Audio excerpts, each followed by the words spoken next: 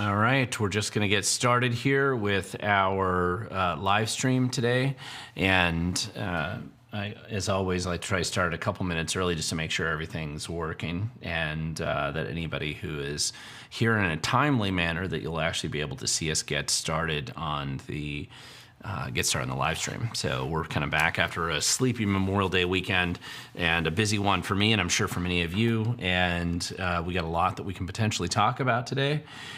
It is an Ask Me Anything, and so when I'm attempting to do my best to answer your questions, depending on whether you're on a cell phone or on a computer when you're doing this, you can type in your questions, and I will see them right here on this laptop, and I'll do my best to answer them. And whichever question I'm answering, I'll have it posted down below so you can see what question I'm attempting to answer, and that's at least helpful so that you know if I've gone entirely off the rails and have segued into some kind of random discussion about something that has nothing to do with the question. At least you can see what the question was originally before I got there. Real quick overview before we get started too much here, because I do like to let people know about this, and I kind of promised back in the beginning that I'd give you an update, at least in the short term, on some of the other events that I'll be at, and that way if you want to talk to me or see me there, these are some of the places that you will see me. On June 4th, I am doing a Doge training class over in, so that's not this week, but next week, next Wednesday. I'll be doing a Doge training class over in, actually, yeah, that is Wednesday, sorry.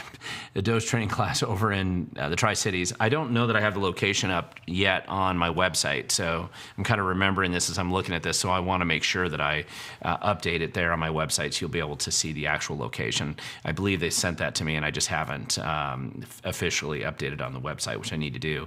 Then the following Saturday, I'll be in Ellensburg speaking at the Kittitas County Lincoln Day Dinner. So that's a speaking engagement, not a Doge training class. Again, those are usually pretty good. I think since I'm just a speaker there, I will try to get there early. So usually they have kind of a reception beforehand. So if you go to that, I'll be there early. And again, I always enjoy visiting with people, and especially if you're somebody that throws questions at me on the live stream, then you get a chance to meet me in person, see if I'm a completely different person than what you see here on the live stream.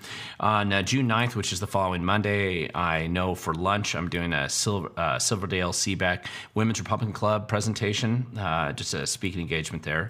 June 16th, I will be at the Marysville Doge training class. Now that is a Monday. That is not on my website yet. I'm going to kind of update that website so that it's a little bit more obvious. And I'm going to take the historic classes that we've already done and kind of move them down below so they don't get in your way. And you'll be able to see more of the current class schedule as it's filling up through June, July, and probably into August here pretty quickly. June 19th, I'm planning to be in San Juan County. Oh, by the way, the Marysville place will be at the same church that we had when we were up there, and I believe that's the Reset Church. I'm saying that right, in Marysville. But the same church that we had at the previous event. A number of people that were in Snohomish County who had missed the last one had requested that we do another one, and I think I coordinated with Bill Cooper to do that, but anybody's welcome. And again, if you want to come and get more, you'll see it. I have been changing and updating some of the information that I'm presenting there. It just makes it a little bit easier and mostly it's based on feedback that I'm getting from those who have attended. And then June 26th, I'll be at the Silverdale Doge training class, which I believe that's out in Kitsap County, and that is set up on the website. And there's more after that, but that's as far as I'll go here.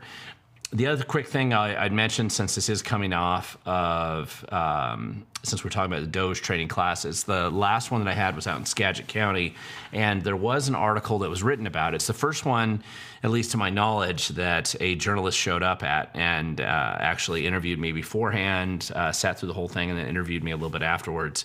And in fact, the next day I spoke to him a little bit. And so he posted the article, the Skagit Valley Herald, and I realize it's a relatively small paper, but it's the local paper for that area. And so you get a chance to read, at least from his perspective, what it was like there. There were definitely some people at that training class who were not what I would consider they probably weren't Republican or conservative activists of any kind at all. I suspect they were probably going there just to see if I was a crazy right-wing nut job or something like that. Who knows? I never know what people are really expecting when they come to these.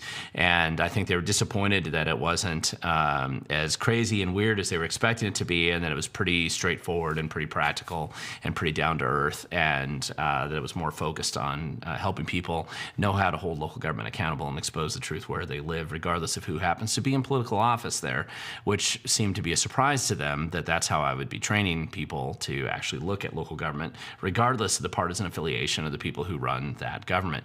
In Washington State, of course, it's mostly Democrats, but when I've trained activists in other states like North Dakota or Idaho or some other place, then oftentimes it's a little different when you see the people out there. Oftentimes will be people who are in, they're going to have Republican next to their name. So anyway, I'm just going to be, and hopefully I'm not having too much bandwidth problems here on this right now. But so let's jump right in here. Oh, there was another couple things I was going to mention. It is worth mentioning the protests, and I don't know how many people really saw this. There was a Christian motivated protests, Leave Our Kids Alone, or a group along those lines. I'm sorry because I'm not using the right name for the group that actually organized it. And that protest was in Seattle at Cal Anderson Park over just before the weekend. And of course, it's, Cal Anderson Park is right in the middle of Antifa land. So you had a ton of crazy protesters who, as always, as the left is perpetually oriented around violence, they were violent and attacked the Christian protests because how could you possibly allow a Christian protest in Seattle or a gathering? It didn't even seem like it was that particularly dramatic, but of course the leftists came there and attacked them and assaulted them. There were about 30 arrests or so.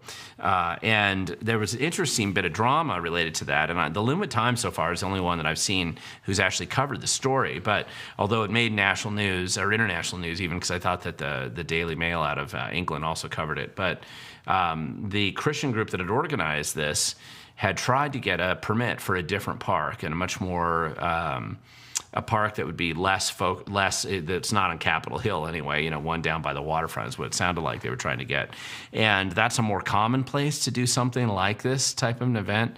And the Seattle City Parks, of course, for reasons known only to them, decided to deny them the permit to go there and instead put it in the most likely place that they could encourage leftist violence to occur, which is right in the middle of where the Chaz Chop Zone was. If you know, the Summer of Love, when the lefties took over blocks of Seattle and seceded from America temporarily for a period of time, and created the Summer of Love, most famously known because Seattle Mayor Jenny Durkan at the time called it that. And of course, they killed people and people died, and it was the usual Summer of Love stuff. And I went up there, I actually brought my son up there early one of the mornings just to see it. He wanted to see what was really going on there, and I parked multiple blocks away, and we wore the Antifa bandanas, apparently the wrong color of the day. Antifa told me I was wearing the wrong color, but it didn't matter. We went in, got a tour, took some photos, and had a chance to see it up close and personal ourselves. And it was a surreal and weird thing to be going on.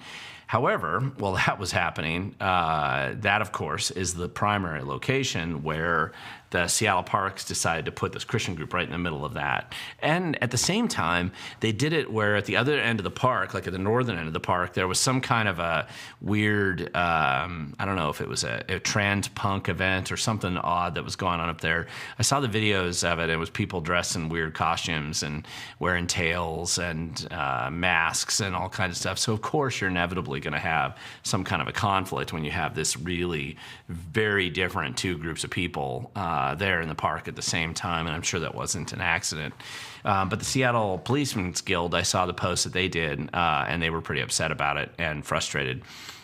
with what Seattle Parks did, and of course the Seattle City Council as well, and also reminding people they're hiring, trying to get more police officers to come back to Seattle. So anyway, it was just, and of course then the mayor afterwards, being true to form, Bruce Harreld decided that rather than blame leftists, he of course attacks the victim.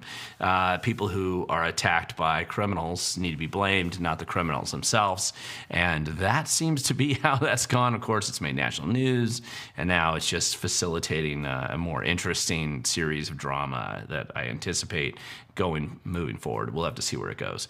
The other thing to mention is it was Memorial Day yesterday, and for those of you who might be involved in scouting, my kids have been involved in scouting for many years, and I've been going to Memorial Day ceremonies and flag raising ceremonies numerous times for Memorial Day, mainly at there's a cemetery near us called Grand Mound Cemetery, and that's where there's a lot of veterans that are buried there.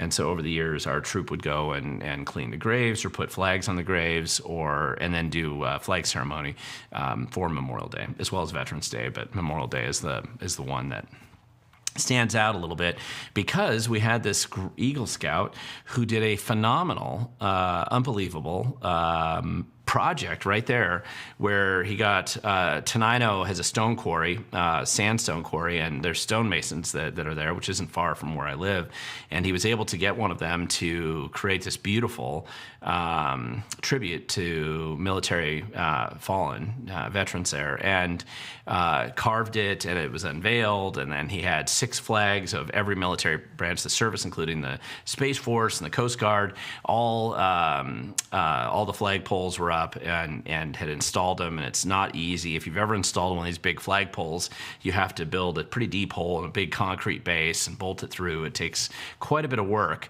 and there had been a lot of people that had helped this Eagle Scout just build this whole thing, and it was beautiful. Just did a phenomenal job. Took about a year really from beginning to end for the whole thing. Plus there was a big plaque that he had made for all the veterans that are buried in the cemetery there. It was just amazing Eagle Scout project, and I was very impressed. And I've known this scout recently. I went to his Eagle Scout ceremony later on that day, or Eagle Court of Honor, and I'd known him since he was little because my boys at the time, and then later on my girls joined later, but they had gone on hiking trips, and so I've seen him since he was just a little kid going on these hiking trips, and it was amazing to see how much he's grown over the years. And it was just it was a really, really well done Eagle Scout project, very moving, and just a really neat way to celebrate Memorial Day properly, I think, with the right kind of recognition. So it was great, and it was just a really good way to do it. And so, well, the Seattle mayor's blaming Christians for getting attacked, daring to be victims of violent leftists who seem to dominate Seattle and Portland. The normal people out there are trying to do good things in the community throughout our state and our cities elsewhere. And so it was quite a contrast, at least, that I was seeing. So I'm going to jump right into some of the questions, and let's just get started. The first one here, Jason has a question here. If the federal government legalizes firearm suppressors, will Washington state next legislative session move to ban them? Good question, and I would assume that they do try. I see this cumulative impact, and it's not just Washington.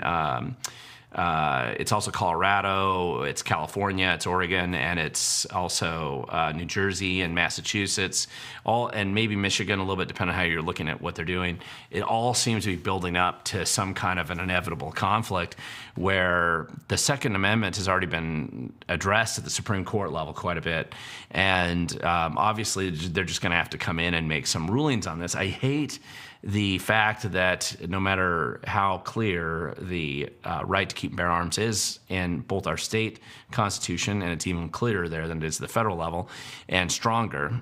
But of course, our judges are political creatures, and Washington State are obviously our Supreme Court judges are quite corrupt, and so they're politically controlled, and so they've been basically told not to rule on the merits of anything related to freedom of the right to defend yourself, or most of the state constitution, really, as long as they can defer to whatever the insider political agenda of the day is for the Democrats. And unfortunately, it makes the legal system in the state precarious and questionable and corrupt, which leads to a lot of other issues that we have to address at some point in time here in the very near future. But of course, giving them a chance, especially with Governor Ferguson, they're going to have to try to distract from the incompetent stupidity that they displayed in this recent legislative session with the massive pile of cash that they're going to extract from people that doesn't really exist. And so their income projections for the state will probably be wrong. And the payoffs that Ferguson approved, mostly, which is really going to union workers. If you look at the majority of that money, $5 billion-ish or so of the tax increase, which is about 2/3 of it, really is just covering the cost of Inslee's negotiated, bloated salary increase that he gave as kind of a political giveaway for all their campaign contributions to AFSCME and SEIU and the WEA. And so that kickback, political kickback on the backs of the taxpayers, it just creates an unsustainable budget event. And at some point in time, as just like the city of Seattle's experiencing right now, the money just isn't going to be there that they think it's going to be there. And so real cuts will have to come, and there'll be question as to how that actually works. And we can dig into it pretty soon. But anyway, we'll just see how it goes. Let's see. ICOM 1020 here. I see a turning point with what happened on Saturday. The media was fed a bunch of Bravo Sierra from the mayors, and then the media did something that they were supposed to be doing some research. I don't know, maybe. I'm not totally sure that the media has done a lot of research. It was Linwood Times that did the most research that I saw, and they did a good job up there. Mario has typically written some pretty good stories when he digs into it, and he actually does the traditional journalist thing, but we'll see what happened. Let's see. And then, of course, yeah, the Trans-Tifa crowd and the city setting up the Christian groups made the mayor more accountable and less transparent. Well, yeah, a little bit. I mean, I'm very, very curious. Obviously, the records requests they're going to get out of Seattle are going to probably reveal quite a bit. And the one thing about Seattle is there's a number of employees who work there that know that there's a lot of problems, and they seem to be dumping public records into the public space. In a way that if the mayor's going to try to conceal it, it tends to get that information out there a little bit quicker. We will see what happens. Andrea Kay, did you happen to see that Washington made the Wall Street Journal again today in an editorial about how Sideshow Bob claimed to be a moderate and then hypocritically signed in the huge tax increase? I didn't see that, but it doesn't surprise me that article would be there at some point in time. One thing, too, and I've been wondering about this a little bit with Bob Ferguson specifically, is that I kind of think that the leftist internal dynamics of the divisions and the fights inside the Democrat Party, which matter more than the fights inside the Republican Party, because the Democrats are in charge of all levels of government in the state that's significant at the state level. And so the infighting that was going on where the caucuses in the House and the Senate were denying the governor's staff access to their caucus meeting rooms, and the threats and ultimately the chasing out of Governor Ferguson's policy staff, which is the kind of the primary liaison between him and the legislature, and getting basically either the quitting or getting them to essentially be forced out. Now I'm blanking on the guy's name, but nevertheless, that little dynamic there, I think, just made Ferguson decide that he doesn't really have a spine or a basis in any kind of a belief system other than himself. And so I think he just decided, yeah, I can pretend that I'm going to be moderate, and then when it's just too difficult to do normal and correct things, he just figured he would go with the flow and let the leftists go with their idea of what a good budget would be. He's aware, of course, of the stupidity of the policy choices that he made. And so now his objective is going to be to, you saw him do the full Trump derangement syndrome tour that he's on right now. He's going to go around the state and basically blame Trump for everything. That gives him credibility with the left and the Democrat Party. It seems to be about the only platform that they have right now. And so attacking and blaming Trump for everything, and don't really pay attention to much of the facts on any of these issues. And then inevitably, of course, the feds are going to cut off a lot of money to the state of Washington, as they should. And that'll create drama in the political left, where much of this money is funding their enterprises. So cutting off the USAID money probably cut a lot of campaign cash that was being laundered into the Democrat Party in Washington State. Cutting off some funds going to some of the universities, especially whatever's left of Evergreen, State College, and Western, and Wazoo, and some of these other colleges, just kind of shutting some of that down. UW a little bit. UW has a lot of money, and so I don't know how much it would really affect the University of Washington, but a number of these other schools, cutting off their federal grants that they don't really need and that they waste anyway. And also, I think, cutting off some of the funds that are direct grants to just crazy and dumb programs that Washington State's inflicted on us, then I think that that's going to create chaos. That was one of the reasons why I think Ferguson also really stuck to holding on to the rainy day fund, because historically, what the Democrats have done in the past, when they've run out of your tax dollars, in addition to raising taxes, that one of the first things they do before that is raid the rainy day fund, because it's money that disappears and it doesn't directly impact people yet. And so it creates a more unsustainable event down the future. But I think Ferguson views that as like his personal piggy bank. And this very much fits his profile and personality of who he is, because of what he did with the chicken tuna checks and the other shakedown operations that he ran out of the Attorney General's office, where he was shaking down and small people that couldn't fight back very well, taking their cash and then using it as bribe cash to potential voters, and doing it in a way that he thought he could get away with it, which he did, and it worked for him. And so because it's worked, I think he's going to keep doing that. We will have to see how it goes. Looking for questions here. People are starting to put a lot of comments up. One of the reasons why I try to encourage you to say use @WeTheGovernment like Andrea here did is that it makes it a little bit easier for me to pick it out of all the questions that are kind of usually popping up here, especially towards the end of the live stream, where I tend to get a lot of them. And it makes it a little bit easier. So I know that there's a lot of other comments going back and forth, but I'm going to try to get right to the questions first if I can. Let's see. Jason Fisher, by the way, sorry about missing last week's stream. When will we see the effects of these tax increases, and will Washington continue to fall down? List of best states, and you're right about Colorado being crazier. Yeah, Colorado has truly gone down, probably a much more dramatic change even than Washington or Oregon, really. It's had a real steep descent. And if you ever read the blueprint, just explaining kind of the leftist playbook, Colorado also has a very similar profile in how they run their election systems there, which, again, if you're paying attention, it's kind of an obscure issue. But for the wonkish people out there that are starting to pay attention to some of the deep dives into challenges and problems with election rolls and goofy mail-in voting system programs and stuff that's being exposed by the Doge elections group, there are some big stories, I think, that'll inevitably come out. I don't know how long.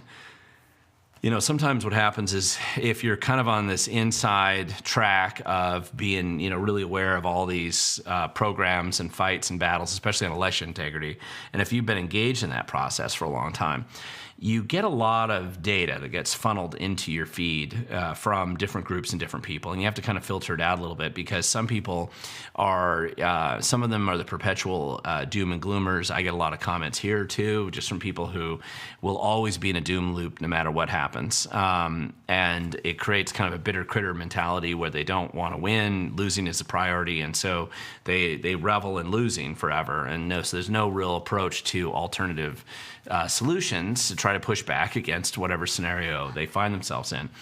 The same thing, though, happens on election integrity, kind of these inside groups where you're talking to these people, where some people are always looking for the glass is half empty, and they'll never be able to see any light at the end of the tunnel, because there's never any light at the end of the tunnel from their perspective.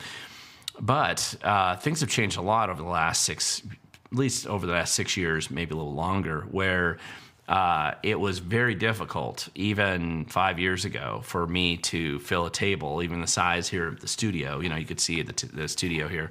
Even a table this size, I couldn't fill it with enough people in the state that was that interested or even concerned or cared about election integrity. It was very difficult. It was a very wonkish thing that we would talk about back then. Many of you heard me before. I got involved in that subject back in 2010 when I was doorbelling for my own race in Thurston County, running for the assessor's office, most exciting position in county government. And it really gave me just an interesting insight into problems with the election, with the voter rolls, because I was doorbelling lots of homes, and I can tell you that many, many times it didn't match at all what was on the voter roll list. And so it led me kind of down that road. And one of the things there's a lot of things that have changed since then. One of the things that have changed are AI tools and other large data set programs, and finding people who are skilled in using those, and then the ability to document and find patterns and problems. That's very different now than what it was before, because in the past, it was very difficult to actually, you would look at these problems and you could find them piece by piece, but it was hard to find them in consistent data sets that showed pattern problems that would show up. And the cross-reference stuff that we tried to get the Homeland Security to give us access to on the non-U.S. citizens and how many of them were registered to vote when under the first Trump administration, and they refused to provide us that information. Now suddenly the executive order that he put out about 2 months ago or so right now, the deadline's coming up here in June, and presuming that Homeland Security is going to follow their own executive order, then we're going to actually get some pretty good insights into challenges and problems with the election process. If you ask me, that's the primary thing that people are going to panic about on the left, is fixing election problems more than anything else. It won't be what they would hype up as their biggest issue, because it does reveal corruption and problems with the system as it exists now. But it ultimately is the issue, and it's a hill they'll absolutely have to die on, because losing political power is the one thing that they cannot allow. And so they've already lost more power than they want, so there's going to be a crazy kind of level of pushback now, and we're just going to have to see where it goes. But this election reform sequence of activities and decisions is going to be a fairly big deal. It's also going to hit Colorado and Oregon and California and Arizona and Michigan and Pennsylvania pretty heavily, I think. And Texas actually is going to be impacted by this quite a bit. So there's a lot that's going on, and we'll just have to see. And we'll have to see where it goes. Jason Vander Koy, when will our rights to own private property be infringed on by high property taxes? Well, and high property tax rates. If you ask me, I think we're already there. The question just is, how do you go about addressing it and dealing with it?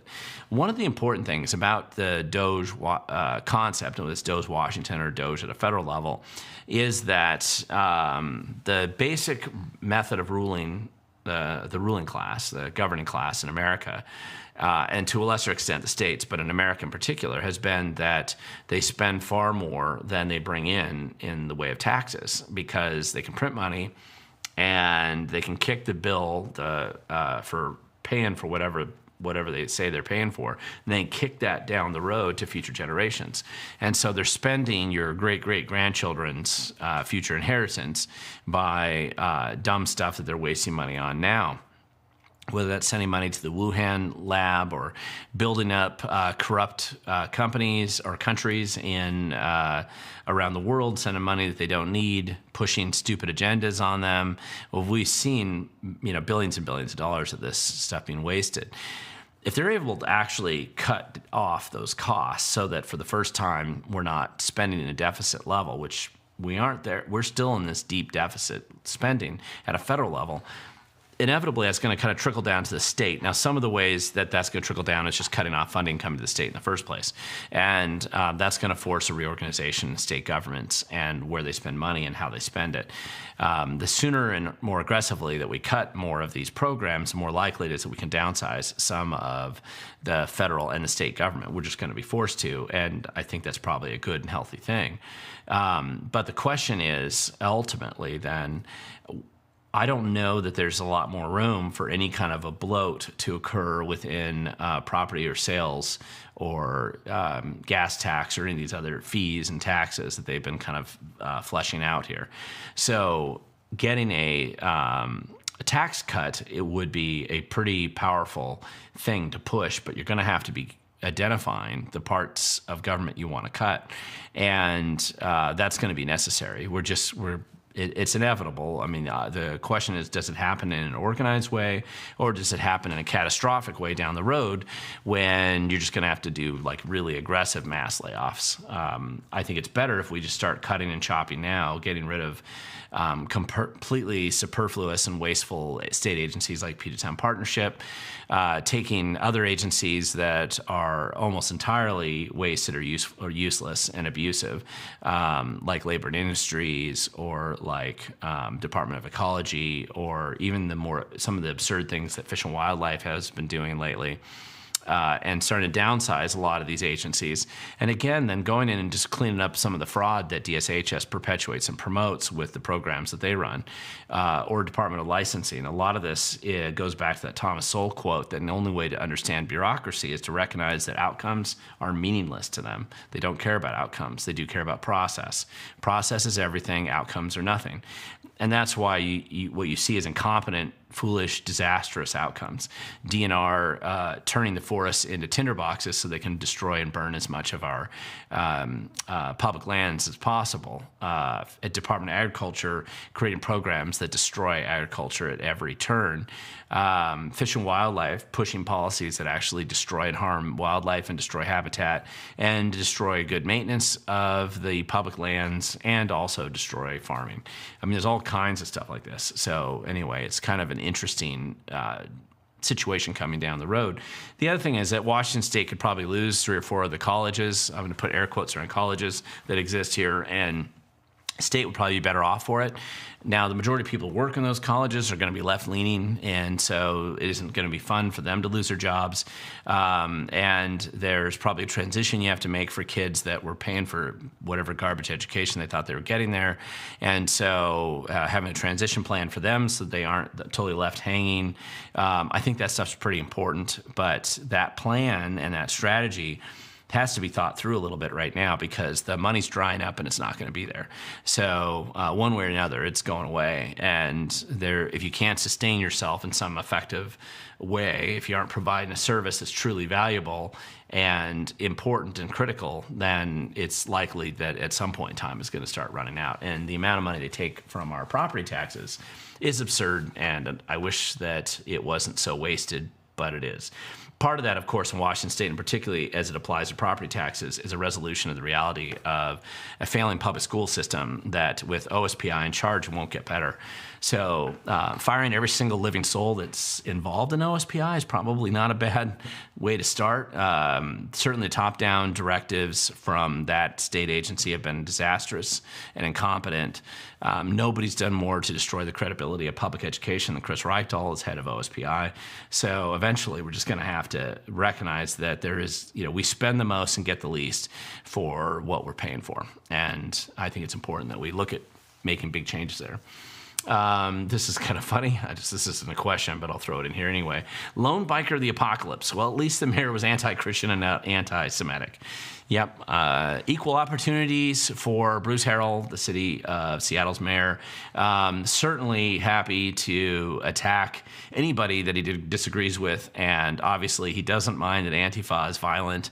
That is something he views as a positive. And again, looking into the issue of them putting that permit for that Christian event in Cal Anderson Park, which was not where that group was trying to get their permit originally, was a willful and purposeful effort to put their lives in danger. T.Z. Burton, you had a question here. I'm shocked the Seattle police actually arrested some Antifa. Since the last time Seattle police officers apologized to Antifa, what did Antifa get? 1 hour in jail? That I don't know, and that's a good question. I guess we'll find out. To some extent, the Seattle police is shorthanded generally, and you saw the police guild put out that post afterwards, just basically saying we don't have enough police officers to handle mass arrests. Now, They may not, but there are a couple of teams of people related to either the National Guard or the King County Sheriff's Department that they can mobilize enough people to deal with it. It's just funny that that they're making this big deal right now. Jason Fisher, do you know who is running the anti-Congresswoman Perez drug commercials? You know, that's funny. I saw an article about that recently, and I just ran into Congresswoman Perez's, Glusenkamp Perez's, like session aide. He was at the memorial service, veterans, the Eagle Scout project that we were unveiling at the Grand Mound Cemetery. And actually, he went to an Eagle Scout Court of Honor after that, so which was very smart. I didn't actually talk to him about it, but it kind of does remind me. I'm in the furthest northern part of the 3rd Congressional District, which is Glusenkamp Perez's. And she's been under a lot of attack from both really from the Democrats lately. And obviously it's a Republican plus some number, of seats, 5 or something like that. And it's considered one of the top seats the Republicans could pick up if they got their act together and ran a good campaign and a good candidate and kind of laid the groundwork ahead of time. And so we'll see how it goes. I don't remember, though. They were talking about some dark money behind it. There was an article that came out. I didn't read the whole thing. So you're making me want to go back and look at that. So, Jason, I'm probably going to have to do that. And I would like to know who's actually running those attack ads, because they really are attacking her on that issue, which is funny a little bit to me. Jason Fisher, why do you think Britain is going crazy on free speech and throwing people in jail? Well, it's not just Britain. You see Germany doing some similar things. You see France doing it. You see Canada. I mean, Canada just shut down the alternative news site in Canada because their government-sponsored propaganda arm was so bad that the alternative media was getting a lot more attention than the government-approved media. And, of course, they shut down any free speech up in Canada. And this is not a good sign, and it's bad. England is worse, I think, arguably right now. But listen, it's obvious. The political class, once they get into power becomes the primary objective for them. So their concern, they don't care about your freedoms. They don't care about the Constitution. They don't care about the law, precedent, history, the truth, reality, liberty, freedom. None of that matters to them at all. It's this eternal quest for power at any price. And especially on the left, it permeates how they approach these things. The only time you're ever going to see the left care about process, rights, or freedom is when they're not in power. And then suddenly they rediscover what they've been abusing all along because it's the only tool they have left to push back or fight against people who think differently than they do. Unfortunately, though, that kind of a tendency is when they get into political power, then they immediately destroy your rights, your freedom, take your money, and ignore the Constitution and attack free speech, as we saw during the Biden administration, which is pretty much, I won't say it's entirely unprecedented because in recent times, it's probably the most abusive assault on free speech and free association that was instigated under the Biden administration. You did see some of that in the Obama years when they were going after and silencing the Tea Party or some of these other groups that he didn't like. You can go back in history, though. You can also see that this also happened back in the first time I can really see it happening dramatically is in the teens. So during World War I, when there was an aggressive push on silencing political opponents in the country. And it was really, there's some serious First Amendment cases that came out of that era. But it's not just then. You go back, early 1800s, journalists were jailed and people who owned newspapers were jailed if they fell out of favor with the federal government. And there were fights and pushing back on that. And some of the critical initial First Amendment cases came out of an abuse of some of those early laws. We seem to be going back into one of those phases again here. I'm semi-optimistic that, and this is to Elon Musk's credit with X, but also with the exposure of the Twitter files and all of the obvious censorship that's gone on in big tech lately, in recent years, and now that it's being exposed, even with Mark Zuckerberg coming clean about some of how he participated in silencing political opponents of the government at the time, then now that that's coming out there, I'm semi-optimistic that if the Republicans, not that they're perfect, but if they stay in charge and continue to push forward on this, at least allow those who care about free speech to be engaged and involved, I think we can hold it off and perhaps spread that liberty and freedom back to parts of the country, parts of the world, like England, like Canada, and New Zealand and Australia and Europe that seem to have lost their way. So there's a lot of work to do. CZ Burton, since Democrats got everything they wanted in the legislature, do you think they'll be rewarded bigger legislative majorities in the state by the voters? I don't, actually, and TZ, I'll tell you why. As a general rule, the Democrats in Washington State, in order to have the majority that they have now, had to basically hit home runs everywhere. They had to succeed all over the place, with very few exceptions. They pretty much won every close election, and that's how they hold it. Just like they did back in the early 2000s, just like they did back in the late 80s, just like they did back in the early 60s and the 30s. You have to hit completely, be successful, but eventually you overreach or you reach into areas where your likelihood of prevailing is weaker, and some of your candidates you put into office don't have as good a chance of staying in there. And when those things change, that's when the pendulum tends to swing, and that's true in the historical context of elections in the state and around the country, but in the state particularly. So I would suspect that, especially with the impact of taxes on places like Issaquah and Sammamish Plateau and kind of that east side of King County where the 5th Legislative District has an open Senate seat. You have 2 Senate races. There's 3 technically, but there's 2 that are contentious. Like there's a decent chance that a Republican can prevail. There's certainly going to be a Republican in the general election. Not because Republicans are perfect, but when your only alternative to complete insanity is to elect a Republican, sometimes people will do that. And the alternative in those 2 races is pretty stark compared to the crazies on the other side. So I think that's really kind of our initial test case. And I think a lot of money is going to be thrown into those races. But the other one's in the 26th Legislative District, which is part of Pierce County and Kitsap County. And I think that district is also Michelle Caldeir's running as a Republican for that seat. She's won in that district already as a legislator for many years. So she's got certainly the momentum behind her, but a lot of money is going to be thrown at her trying to take her out of that race. But if she wins, and if probably Chad Mogendas is the leading Republican candidate in the 5th Legislative District, which is that Issaquah area, and Enumclaw, that kind of area, those are places that are strongly hit by the stupid tax increases that the Democrats passed this year. Now, those aren't going to be felt until later this year, because even when he signs the law, it takes a little while to implement some of the fees. I think the gas tax increases in July, so that should go up in July. Property taxes, there's a little bit of a lag time impact on some of those, and there's other steps that have to go along the way to increase some of those taxes. But so that impact's probably mostly going to be felt next year. But the bloat of government and the impact, especially on B&O taxes, those things affect businesses right away.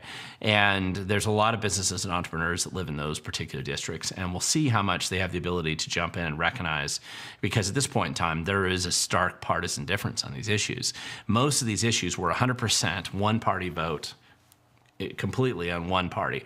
So the Democrats voted for every single tax that came their way. The Republicans voted against all those taxes, and Democrats voted to destroy parental rights and destroy education and make sure that weird adults can have access to your kids doing weird things and you'll never know, and they want to keep that secret. The Republicans oppose that. I mean, these are fairly stark contrasts, and at least in politics, when you have a stark contrast, at least it gives people options. And so as imperfect as those options inevitably always are, because we're running people for office who are imperfect creatures, it still gives you an opportunity to actually push back on it. So anyway, we'll see where that goes. But I don't think that's going to help them gain more. I would anticipate they start to lose seats in both we'll see about the Senate this coming up November, and then in 2026, obviously everything's up for grabs. There are 6 or 7 ledge districts where if Republicans run good candidates who don't need a drool cup to function in public, who know more than 10 people in their life and have spent time in the community actually doing something that matters, so that there's a network of people that may not be political, but they're definitely engaged in the political process. They'll engage on behalf of their friends. Getting candidates like that to run next year will make a pretty big difference, and there will be a lot of potential seats that are in the running. I would anticipate that the Republicans, assuming that there's some level of logic to how they approach elections, they'll pick kind of their favorites, probably the 42nd Ledge District up in North Whatcom, the 10th Ledge District out in Island County, maybe the 26th, maybe the 18th, maybe the 47th, 5th, I don't know. It depends on some of the analysis of election voting in the special elections this time of year. But regardless, some of the stuff's going to pop up, and you're going to see different people come into office. There does seem to be some turnover on the Democrat side too, and there's a lot of fighting between Democrat factions. Are you crazy about Trump?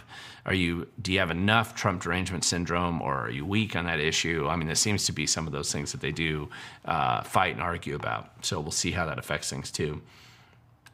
Let's see, LexisNexis. I've seen the carpool lanes looking sparse recently in response to the increased rates. Any thoughts on what's going to happen on that front? No, I mean, I've never really liked the idea of carpool lanes as a general rule anyway, to be honest, as much as I use them when I'm traveling with other people. I think that, we pay enough taxes as it is, and oftentimes, especially at the 405 carpool lanes, the way that was installed up there, it really seems like they violated the law, which is not uncommon, of course, for state government, but it also wastes a massive amount of real estate on the road that would otherwise reduce congestion pretty efficiently, and I don't think carpool lanes necessarily achieve that goal. Obviously, if you're familiar with how some of the construction projects have gone on the transportation side in the state, and if you've done any historical analysis, like you look back in the 1960s and you look at when they were building the I-90 bridge and 405 and a lot of the freeways that you see today as main arterials, and you realize that they spent less than 5% of the costs on what we would call soft costs, meaning things that don't actually have anything to do with putting down rock or moving dirt or building the actual road itself. Just soft costs associated with studies, with mitigation schemes, with other garbage kind of waste. But it was 5% back then, and now it's closer to 25%. Just frittered away and wasted. And then you have Sound Transit, where every penny is wasted there, and that's massive. I mean, that's more than any other freeway ever built in America, in Washington State, for sure. Just billions and billions of dollars squandered on light rail that nobody rides except for drug addicts or people going to concerts once a month or two, and really just wasted massive amounts of money wasted there. And it's almost impossible to find something less efficient to spend money on than they've spent on Sound Transit. And eventually, again, I think that transportation is one of those things that eventually you just have to address it and make sure it works correctly. And so much malinvestment has been made that's going to take a while. TZ Burton, let's see. Do you have your Doge notes from your Doge meetings on your website to download? And I want to do some fraud digging. I like research. I don't put those handouts. They're really not notes. They're handouts I have there. Gosh, I think I'm up to 9 different handouts, depending on, if you come to the event, I give them to everybody who's there. But I haven't put those up on the website. Part of it is I'm actually changing this a little bit as I go along based on the feedback that I'm getting and what the questions that I get. Because anytime you get a question, if it's a good one, you realize that I'm missing some part of the information that I need to give. And so I've been trying to adjust these handouts to adapt to those questions and whatever people think they're missing. I do anticipate I'll be putting some of that stuff up in the near future. It's pretty straightforward. It's not that radical, but part of it's just, it depends on the type of handout that I have there. But it's just not going to be for a little while. Again, I'm also going to record probably later in the summer, I'll record one of the presentations like officially, and I'll use that as like one of my Doge training classes. But a lot of it is just this whole idea of holding government accountable, using the Public Records Act, having some common sense, building teams, picking a target, putting together your RICO board, how to analyze the most likely places where money's gone missing or being wasted or malinvestment in your community, and then how to organize the effort to expose it, identify it, expose it, and grow teams to continue that process. This is really something that I've helped train people to do for years. It's just cool now with the Doge name and the branding, and I think the general recognition, more people want to do something to expose fraud, and frankly, there's no government agencies that'll ever be created, even though Doge at a federal level is technically an agency. There's no entity that's ever going to be able to catch all this. So the more people doing this, it's like crowdsourcing fraud investigation. It does help, and you will make a pretty big impact. CD, can you expand on HB 1531? I think 1531 is the bill that Bob Ferguson signed with Tim Eyman standing behind him in respectful opposition that threw him off that day. And that's the one that takes away parental rights. It waters down the Citizens Initiative that was passed. And I anticipate, based on what Brian Haywood said Saturday at the Snohomish County Lincoln Day dinner, which I drove up to. I wasn't planning to be there originally, but I showed up late and I was able to catch his presentation and Brandon Straka, who also spoke there. And I know I saw a lot of people there as well.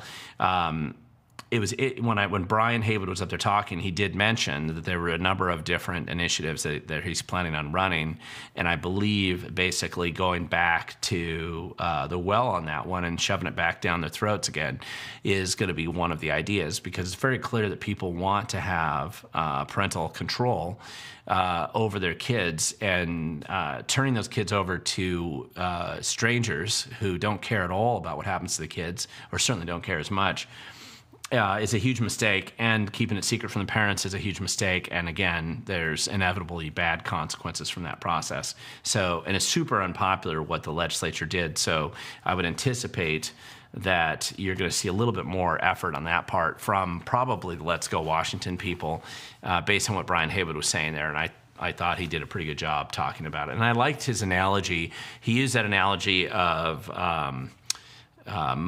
he has a rural property and he hays a bunch of acres there.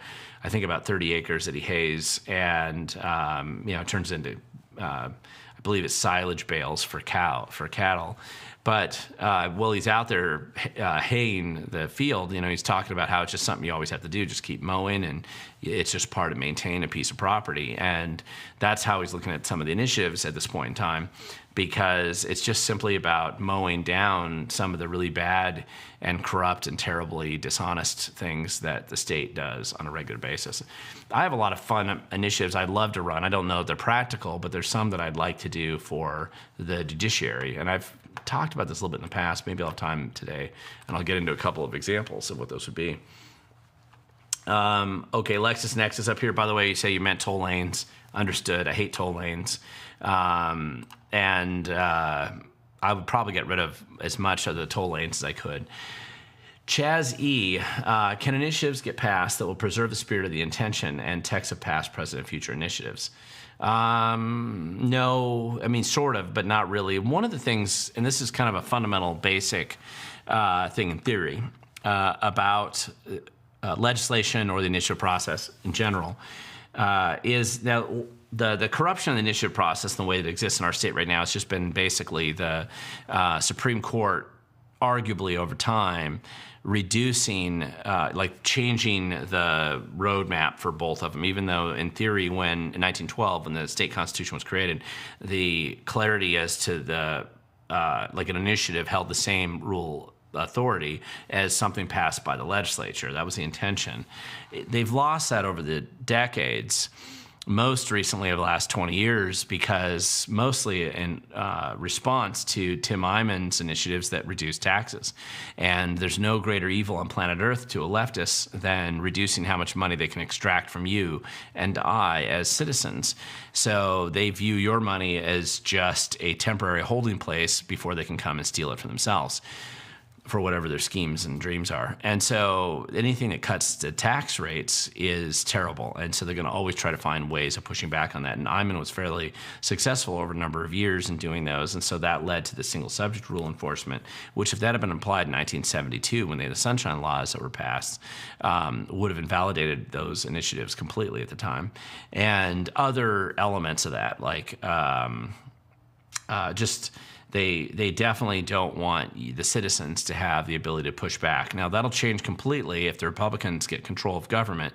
Then you'll see that as long as these Supreme Court justices are there, they'll completely flip and they'll make exactly opposite decisions immediately after that, which is very funny. And they make, even now, they have totally separate roadmaps as to how they treat the law when it comes to 1639, the anti-gun initiative, versus how they treat the $30 car tabs initiative, for example. Not even remotely close to being approached the same way. So anyway, let's see. Our subscribe to U.S. Attorney's News updates. This information has recently been updated and is now available. United States citizens arrested for attempted firebombing of U.S. Embassy branch of, okay, the American Mutt. That's not a question. I thought it was. Let me move on. Chazzy, is there a free speech amendment in the Washington State Constitution? And can the mayor of Seattle be held accountable to that amendment? The answer to that is yes, there is, and I think it's pretty strong. And the mayor of Seattle needs to follow the state constitution just like anybody else. It's freedom of religion and free speech and everything else that you see in the federal constitution, except it's a little bit stronger. Now, here's an interesting point on that, is who's going to do that? Who's going to actually hold them accountable and push back on that? And that's a good question.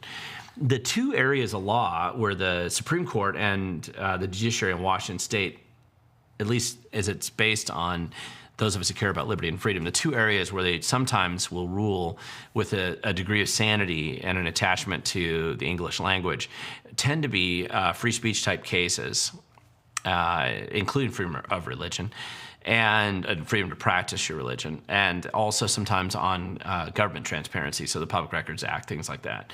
Those two issues, the judiciary still seems to believe exist.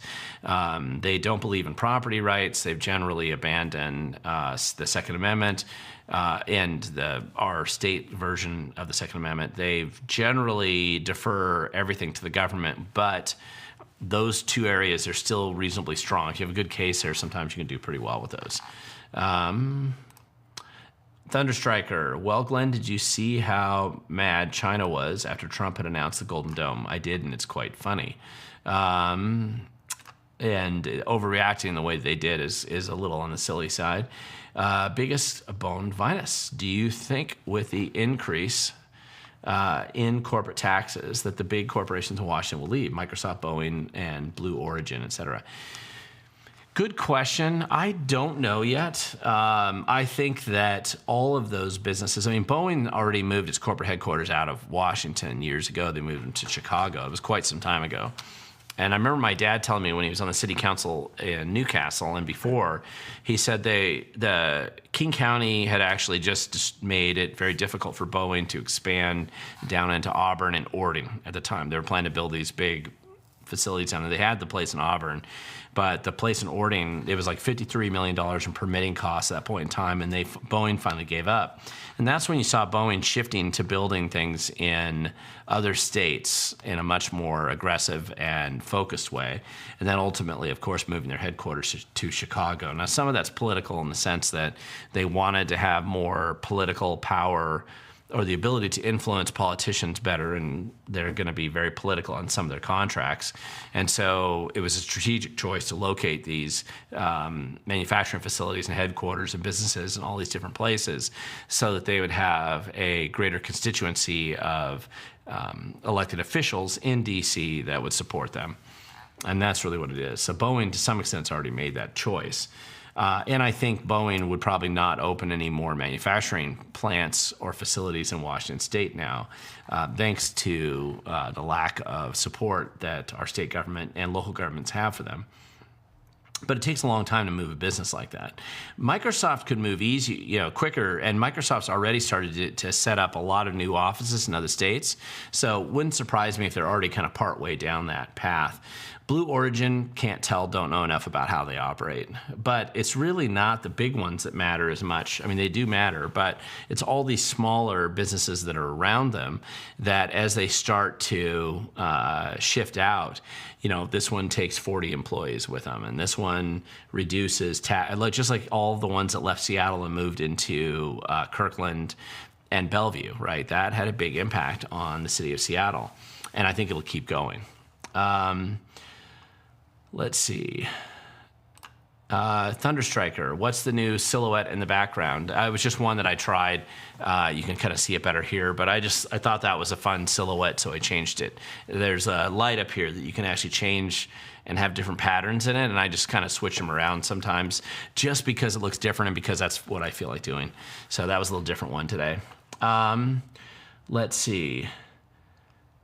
Corey, could you tell me, that's funny. I don't know why it didn't work at We the Govern. Oh, because you didn't have an N in there, by the way. But can you tell me who to contact for help with the Washington State Fish and Wildlife for violating my handicap fishing rights? Well, I would actually talk to the Sportsman's Alliance Foundation. They're the ones taking the point on, and I think I discussed this last week, where I submitted that petition to the governor about removing the 4 corrupt commissioners from the Fish and Wildlife Commission. And when you read through that, and obviously there's an ongoing litigation that they've exposed the state to substantial problems as it relates to violations of the Open Public Meetings Act and the Public Records Act, and bullying staff and threatening tribes, and just generally denying science, reality, the truth, pretty much everything, just a clownish sort of approach. But I would approach the Sportsman's Alliance Foundation because they've done a great job. They've really stuck to their guns and been focused about just grinding away on exposing the problems with these guys.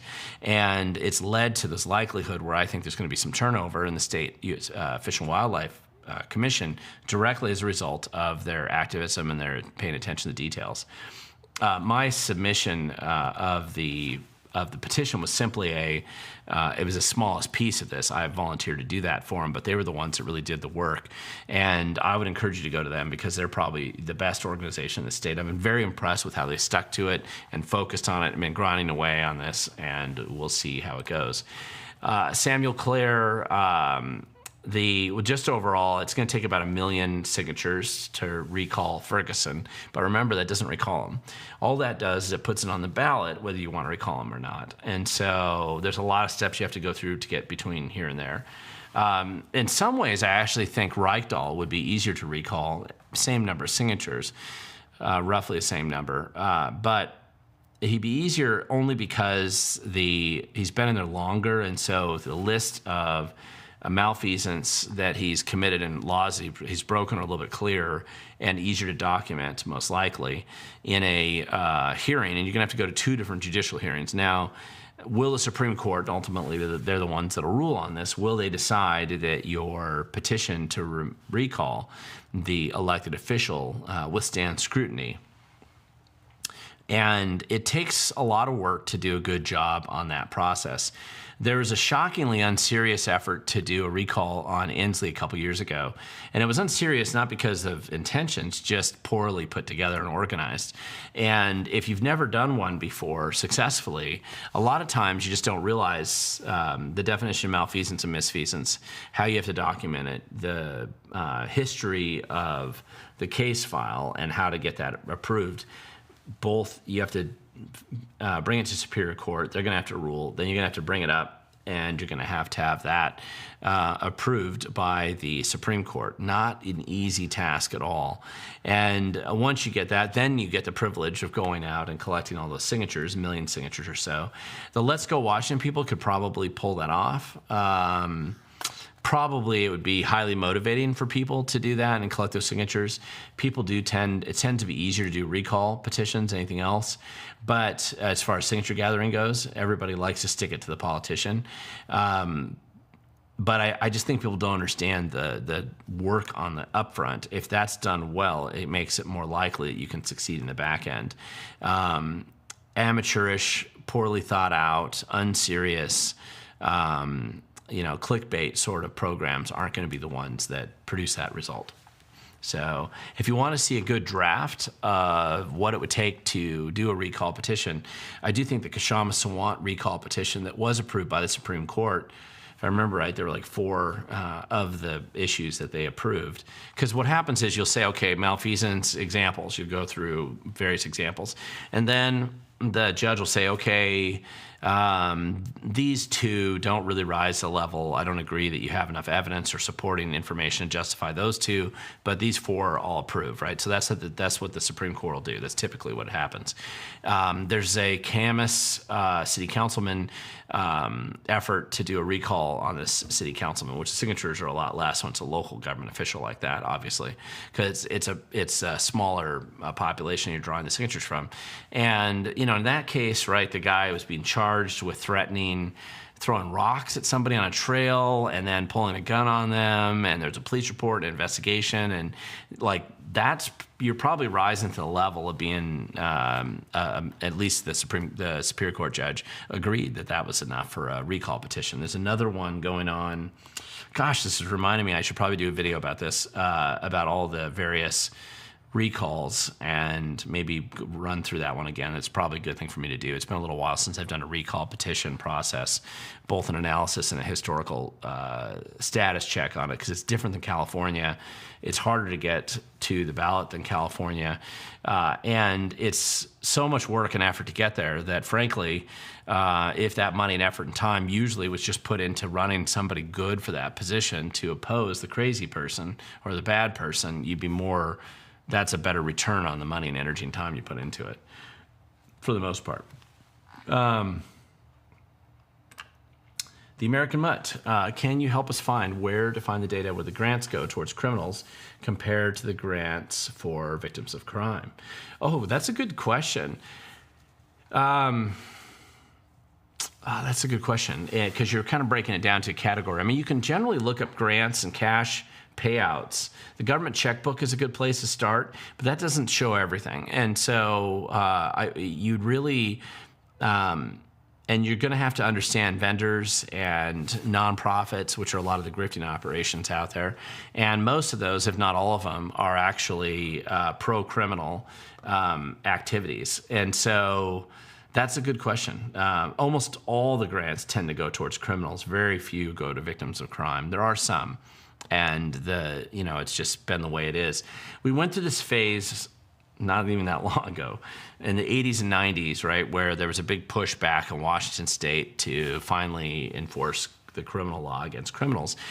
I actually think we're in another wave like that again. It does seem that some of the more violent crimes have kind of crested, but I think some of that's also being reflected in the fact that you're deporting a lot of particularly prolific violent criminals who are not U.S. citizens. And as you deport them, it's inevitable that some of the crime rate will probably be reduced.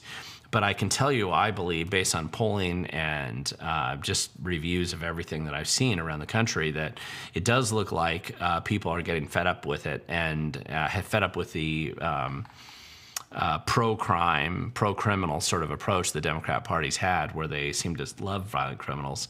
And so watching that pushback right now start to develop a little bit more aggressively at a national level and to some extent in the state, inevitably probably is going to be changing the approach that our political class has had with elected officials or with crime. Ehrlich Bachman, yes, sorry about that. Colorado's also gone bad.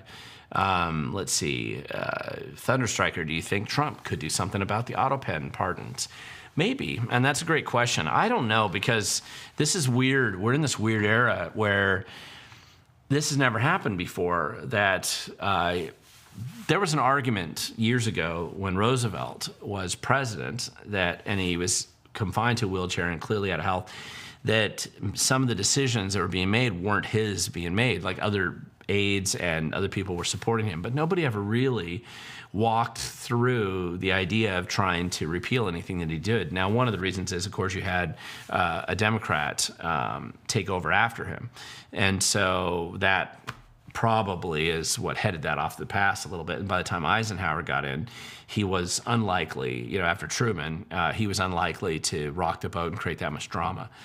I don't know, because now with all these stories that are coming out showing how dementia-ridden and out of his mind that Biden was for most of his presidency, obviously he wasn't anything. He wasn't achieving anything or doing anything. So somebody was doing almost all the work there. And there is a good question about how much the auto pen decisions that were being signed or done when he wasn't even anywhere around, who was really doing that, and was Biden even aware? Christine Lagerstrom, do initiatives work? We had the gas initiative and the court struck it down. Any alternatives? Sure, winning elections is a good start and a better start in a lot of ways. Initiatives serve a pretty important function in that a lot of things in Washington state are impacted and both for good and for bad by initiatives. Since 1912, there have been a lot of initiatives passed in our state, and generally the initiatives have set it serves as like the snapshot in time of different ideas that people and the public support.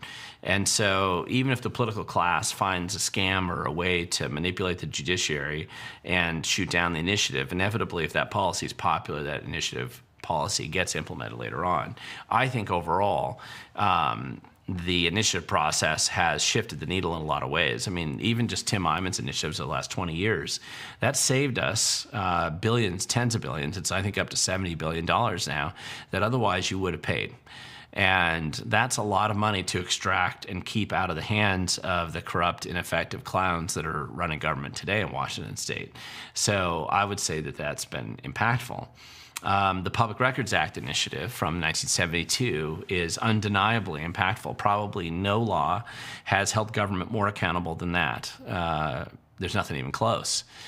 Negative impacts like 1639, which is the one that takes away your ability to own certain types of firearms, other types of initiatives like that have done negative things, they've had an impact too in a bad way. And so initiatives do have an impact. It is still more effective to have a majority of people in Olympia elected to both houses who are willing to push freedom and liberty-oriented agenda items, including reducing taxes and downsizing the government, than just relying on initiatives exclusively. There's no magic solution to having honest government other than, and there really is none. I mean, even electing good people is no guarantee, but it's at least a start. Certainly electing a majority of people is an important process too. So anyway, we'll see. Let's see. Biggest Bon Venus. Do you think the businesses that have left or are in the process of leaving will return if Washington suddenly lowers permitting costs and lowers taxes? Or are their minds already dead set on leaving? Well, it depends on the individual. Washington state ends up having a lot of benefits that exist here naturally that are impossible to replicate very effectively in other places. Part of it's a quality of life question. You may not like the rain, but the mild weather on the west side of the state and the large amount of water that we have available create an environment that's fairly unusual, both in the sense of power production, that we still get 66% of our power from hydro. Despite the stupidity and incompetence of the left and the effort to try to destroy that, that still exists, and that's reality. Also, it's uniquely positioned from an agricultural development standpoint of being one of the most diverse states in America. I think it's second only to California in the wide variety and prolific abundance of agricultural products that you can produce here. It's very difficult. You just can't make that happen somewhere else very easily. You have the quality of life question, which is pretty dramatic as well, and the ability to access and go outdoors. If you've lived in some of these other states before, where they basically have no effective outdoor hiking experiences or anything even remotely close to what you'd find in the Pacific Northwest, there's always going to be pluses and minuses to every location, but I think there's a lot of very positive opportunities in Washington that are very difficult to replicate. The deepwater port of Puget Sound, the largest port of anything like that in North America. You really have some unusual, especially mild, that never ices over, so it's not like some of the farther north locations and getting into the Great Lakes. It's just pretty amazing stuff. There's really amazing opportunities that exist here. It's not that the left can't hurt that. They certainly can, but they can't change it as much as they think they can. And I've seen this stuff shift. It wasn't that many years ago that Florida was considered a swing state. It certainly isn't now. It wasn't that long ago that Colorado was run by people who were sane. It certainly isn't now. Those changes kind of come and go, and it would be better to fix those things so that you could bring in more people. Historically, it's not been difficult to get people to locate here when you don't have crazy people in political office. So removing them and replacing them is probably a pretty good idea. Let's see. I'm coming down to my last couple of questions here. Thank you. I have been trying. That's not a question, but I'll take it anyway. And thanks for continuing to show up. I always appreciate that. By the way, if you've seen me in public and you've come up and said hi, I do appreciate that. I am getting a lot of people that approach me in public, which I always enjoy and I invite. So I'm not, I just say I appreciate the people coming up and saying that you see my show. To some extent, for me, it's a way of me measuring in a very informal way, but just the ability to reach out to a lot of people. And so when you do come up to me at Costco or Fred Meyer or the gas station or the car wash place or just walking in the bank or on the streets, I think in the last week or so of just people out in public, I would expect to run into a lot of people at political events, but running into people and just out in the public, it's always appreciated when you tell me that you like my show, or you give me some feedback, or you think some part of my show sucks. Whatever you tell me, I appreciate it. Don't take it personally. I don't take it personally at all. I do like that feedback, though, and so I want to invite you, if you do see me, make a point of coming up and saying hi. I try to be approachable. It may look like I'm busy and I'm trying to get stuff done, but I'll always take time to say hi and take a photo, unless I am in a dead emergency where I have to run and rescue my kids or my wife or something. So I do appreciate people coming up and approaching me in public, and that's always fun to see you out there. Let's see. Putting cynicism aside, do you think there are any issues that Republicans and Democrats agree on, and if so, which ones? Well, I mean, it depends on which flavor of the Democrat or Republican Party that you have here, and I don't place like an official partisan thing so much on it, but clearly liberty and freedom has no home in the Democrat Party today. Not in the sense that we understand it. Libertine sort of behavior might, but not liberty and freedom in the individual sense. Those have no home in the Democrat Party, and that's probably one of the biggest gaps that exists there. And that's an issue that I don't know how to bridge that exactly.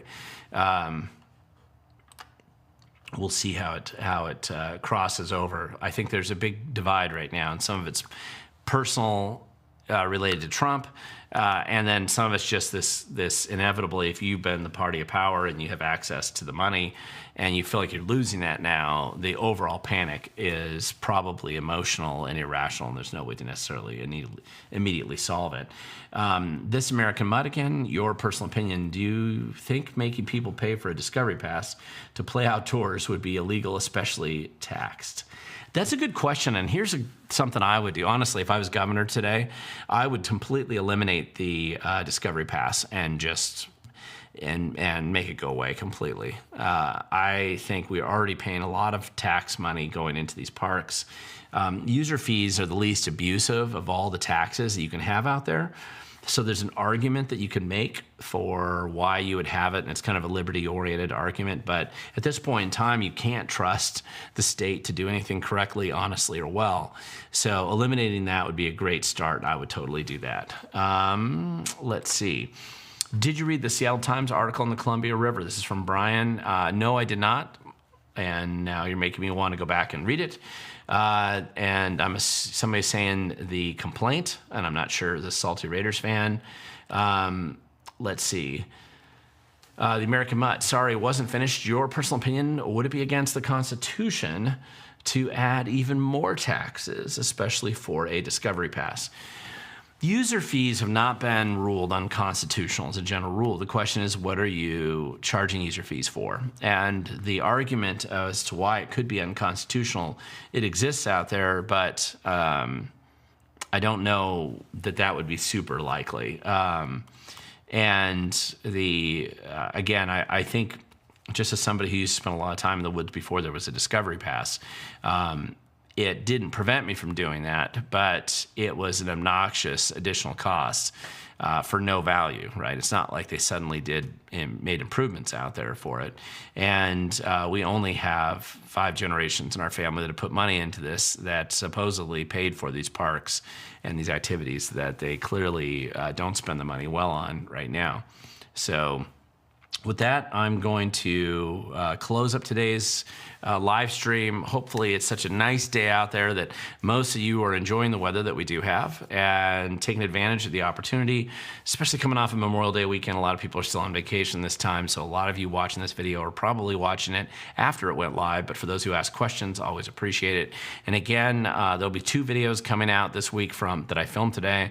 Let me know what you think about them, and I'll let you be surprised on the topic, and we'll see where we go from there. Thank you guys so much for watching and asking great questions, and I definitely look forward to seeing you next time. So we'll see you then.